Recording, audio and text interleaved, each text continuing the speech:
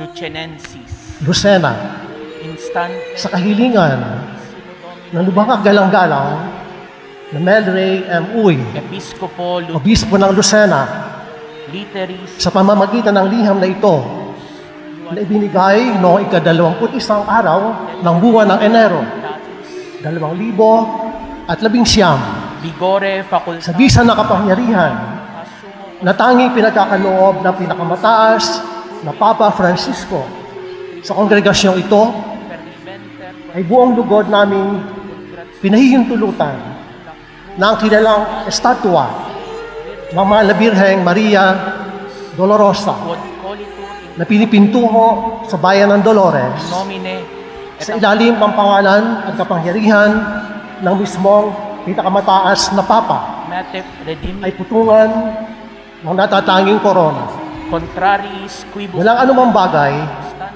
ang makakasagaban sa bagay na ito. Ex Aedibus Congregationis, Ibinigay sa tanggapan ng kongregasyon ng banal na pagsamba at disiplina ng mga sakramento ngayong ika-28 araw ng buwan ng Marso 2019.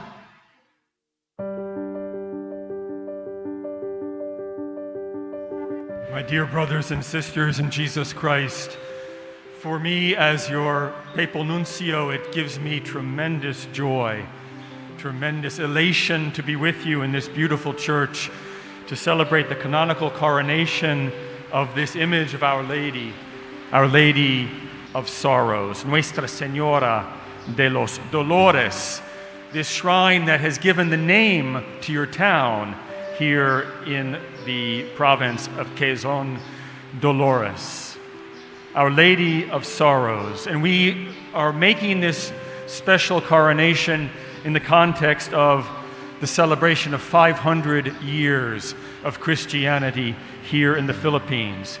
And what a beautiful way to celebrate this year in which we reflect on the fact that we are gifted to give by giving honor to Our Lady, to the one chosen by God to be the Mother of God. This is a moment of joy. This coronation, this crowning of Our Lady. Let us rejoice in our faith. Let us thank God for the gift of our Catholic faith. Truly, Filipino Catholics have been gifted to give in these 500 years. And we have been gifted also with this beautiful devotion to Our Lady of Sorrows.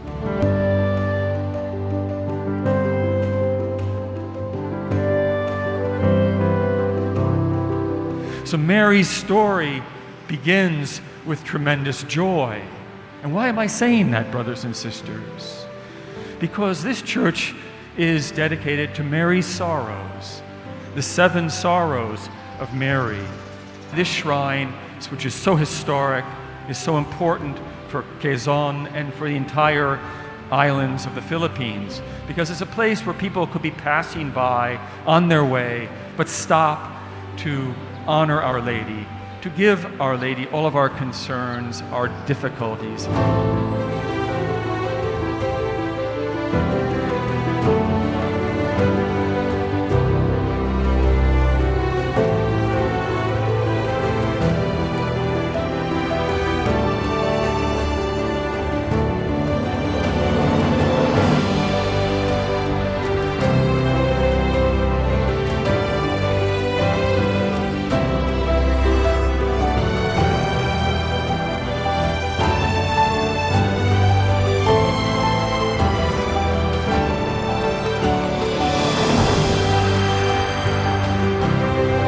Today, brothers and sisters, is the feast of the Annunciation, the feast in which we celebrate the moment in which God became man in the womb of a young woman living in what is now northern Israel in the town of Nazareth. The moment in which the angel Gabriel appeared to her and asked her to be the Mother of God. The moment in which the Word became flesh and dwelt among us, dwelt in her womb, in the body of the Virgin Mary, the Annunciation, the moment in which verbum caro factum est, the Word became flesh. Mary said yes to the angel. And the history of the world, the history of the cosmos, the history of the universe changed at that moment when a young woman in the countryside, not in the capital, not in Jerusalem, but in Nazareth, said yes to God. So Mary's story begins with joy, but then passes into sorrows. Our Lady knows what it is to be sorrowful. Our Lady has the heart of a mother who knows the sorrows of mothers and wives and daughters. And that is why this shrine is so important, so that people who are suffering, people who are in the midst of sorrow, can come and place their sorrows at the feet of Our Lady of Sorrows and receive consolation from Our Lady. Our Lady knows our sorrows. Sorrow does not have the last word. Joy has the last word. Our Lady is Our Lady of Seven Sorrows, but she knows our sorrows. She accompanies us in our sorrows, and she leads us through sorrow into the joy of the resurrection. Our Lady is the one who knows us, who accompanies us, and leads us to joy. Jesus says in the Gospel of St. John, "Truly I say to you, you will weep and lament while the world rejoices. You will be sorrowful, but your sorrow will be turned to joy." And that is what Mary shows us, that all the sorrows that we have can be turned to joy when we give those sorrows to Jesus through Mary. Jesus transforms our sorrows into joy. Maybe not immediately, but with time and in the final resurrection, everything will be changed into joy. As we say in the Psalm number 30, "At night there are tears, but joy comes with dawn." The night of sorrow gives way to the joy of the dawn. And this is something we must remember always as Catholics, especially in difficult times. So let us come to Our Lady. Let us put our sorrows at the feet of Our Lady of Sorrows.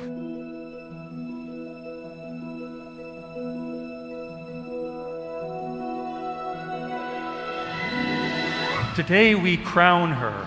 We participate in a certain sense in her coronation in heaven, the moment of her greatest joy. So this combination of sorrow and joy is tangible in our celebration today. We crown her. We rejoice with her in heaven, where she is filled with joy in front of Jesus.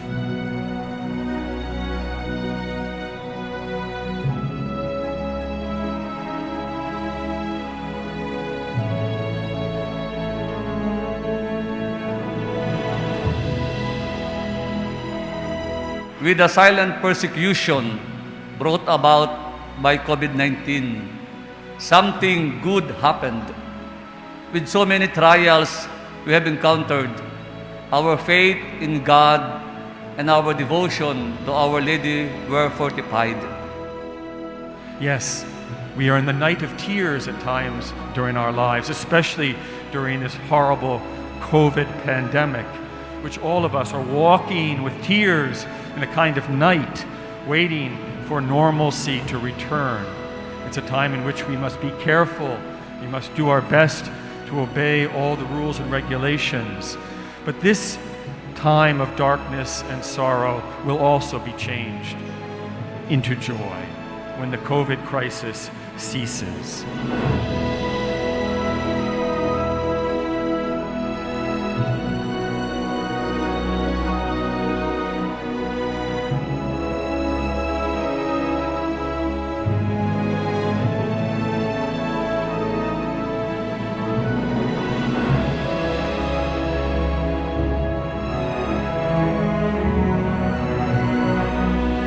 Our special thanks to the Holy Father, Pope Francis, who recognized the deep and widespread devotion to Our Lady of Sorrows, thereby granting the coronation of the image of Our Lady of Sorrows.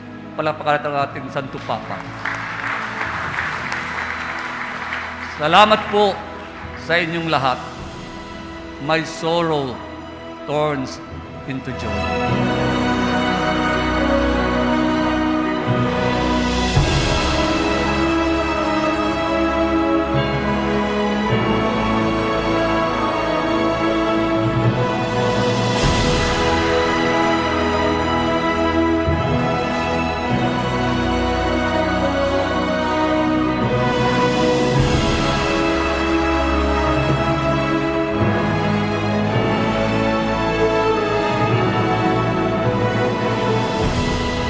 The fight is not yet over. The fight against COVID-19 is still here. Social injustices still exist. An economic crisis enslaves us. Most of all, Satan is just around the corner. Mary taught us to stand at the foot of suffering with unwavering faith in Jesus. Mary taught us to suffer with Jesus in a vicarious way. The Lord, who did not sin, suffered for our salvation.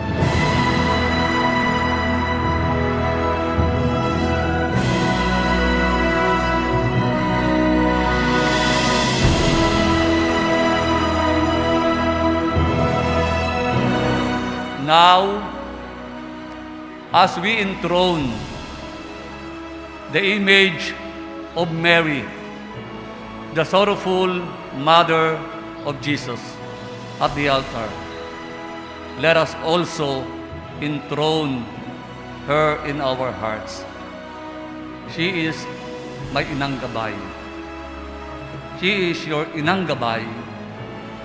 She is our inang gabay.